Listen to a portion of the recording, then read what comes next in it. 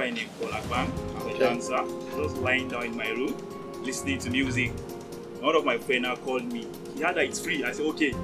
And I'm a dancer, man. When it comes to dance, man, I don't joke.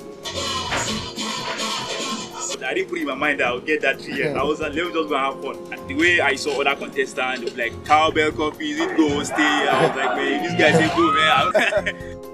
Trust me, here in the north, it's very rare for people to have events like this. And trust me, we have talent here. Bringing this event here, it has helped a lot of people. Like me, myself.